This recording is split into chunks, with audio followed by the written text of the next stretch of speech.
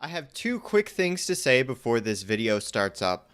One, I started this project a while ago, so you might notice a few changes with my voice quality and the way I made the clips. And two, it is a little choppy, and that's just because of the nature of a behind the scenes. I do this, then that, then this. So let's get right into it. Hello, this is Trog, and welcome to a very special episode of Ravencraft on the Raven SMP server. Today we are going to start and finish my evil plan for the server on Halloween. The Halloween special. I am going to do something very, very evil. It's basically going to be a Saw event. So, first thing I want to do is get some silverfish, and I think this is going to be like the perfect way to creatively and evilly kill people. And you have two options. Mine will silk touch, and the silk touch would take longer, right? The silk touch would take longer. It wouldn't have efficiency or anything like that. Maybe it's a wooden pickaxe, something like that. And then the other one would be a diamond pickaxe without any enchantments on it whatsoever. So that would give them the impression that maybe there's a time limit, right? So in actuality, if they pick the slower pick, or the slower pick with silk touch, they'll survive. If they pick the faster one, they will die because of all the silverfish that will spawn because they chose to do it without silk touch. I don't know. I feel it's so much fun to come up with evil ways to kill people. It's going to be great. This project is going to be really, really fun. So it's been a while since I last recorded this secret project. About a month, and I'm so behind. It's insane, especially since I just watched the Saw movie, the original one, and I'm so inspired. You have no idea. There's some crazy stuff that's gonna happen with this project, and I need to get it done super quick. So I did something off camera here, and there we go. It worked. Yes, last time it didn't. Hi. Silverfish spawner, huh? To get the silverfish blocks, I am going to have them spawn like this. Okay, so they're coming down. And I'm going to stand here in front of the portal, and they're going to try and chase me, and they'll go into the portal. Okay, ready? Okay, no, they're not doing it. Hello, silverfish. Do I have to break this? Yep, they're aggroing on me. Oh, and they went through. Okay, so that's 2. Hello, silverfish. Hi. 3. I need 14 so far. But basically, this is what I'm going to be doing. I'll send them into the nether. I'll use my nether tunnel to teleport them back. Okay, so I just put my normal nether portal back together after getting all of these silverfish. Can you tell which one's silverfish and which one's not? Very easy to tell. Oh, there they are. I am so evil. There are I think there should be one up here. Where is it? Yeah, there's a silverfish here and one on the other corner. So they have to hit at least one. And basically this trial is literally, I believe I'm going to say something like, will you suffer for... Or will you suffer to save someone else's life or something like that? Something similar to that where, they are constantly going to be hit with silverfish, right? So these people have the normal non-silk touch pickaxe they're going through.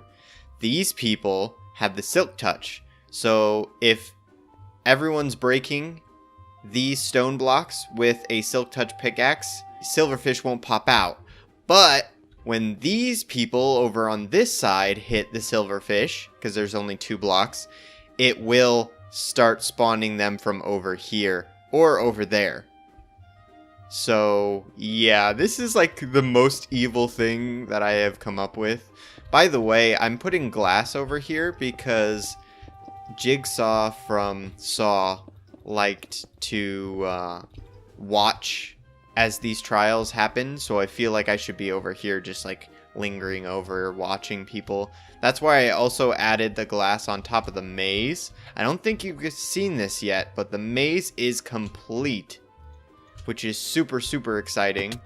Yeah, it's pretty crazy. But yeah, let's get into a concept I thought was very, very interesting. So now we're in Audacity because we need to make the tapes in Saw.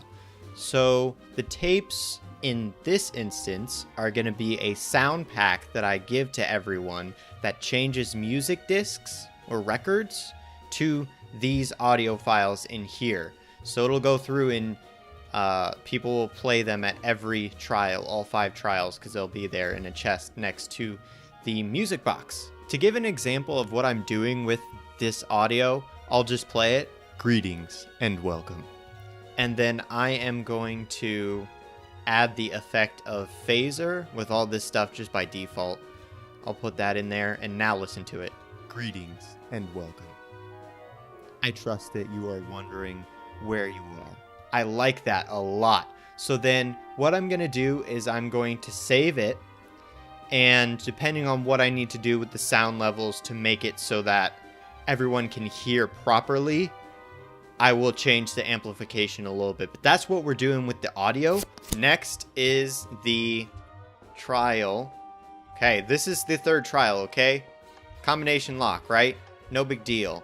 I want to take you through what I'm doing with the redstone. So the answer is Jake, T, Rav, Zakima. The general idea of this is the first time they're going to answer Jake, T, Rav, Trog. And then lava is going to come down here and scare the crap out of them because they got the wrong answer once they push a button right here. Right here. So they push this button and lava starts flowing out because they got the wrong answer. They start freaking out. So they're like, okay, what do we do? What do we do? And then Zakima and say, oh, Trog doesn't have it. I have it. And then once they flick this lever, a door right here will open immediately. So no matter what, the button is not connected to the lock at all. So it's really funny because if they hit it twice, then this lava starts flowing. If they accidentally hit it, it'll start flowing twice and almost kill everyone. Oh, this is so much fun to be evil. For those who are interested, I wanted to take you through the logic. So it goes Jake, T-Rav, Zakima, and Trog.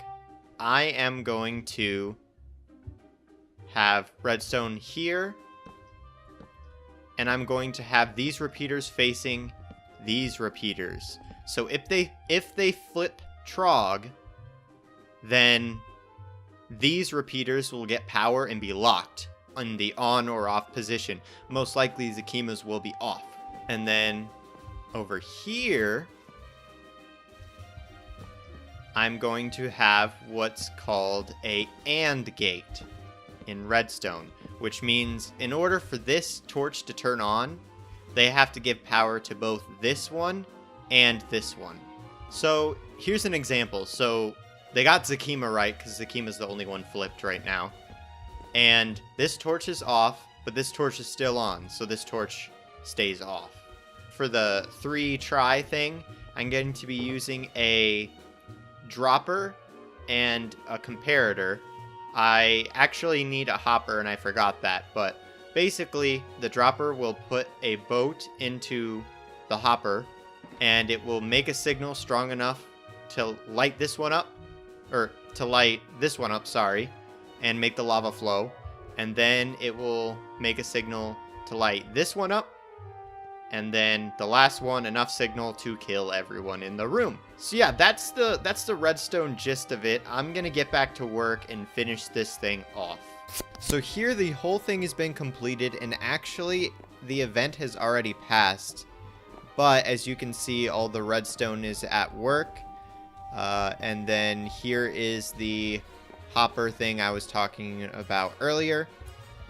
I also added some places for me to peek out so I can see everyone. This right here is a lava pit, but here's the thing about this lava pit. If we jump in here, we don't die. So we fall straight through. So this is like a little bit of a scare tactic. They get scared because they think they're going to have to do lava parkour, and then they don't actually have to do lava parkour. And then the last trial over here is just an empty room with this music disc, and basically Zakima just kills everyone, and that's kind of the last trial there.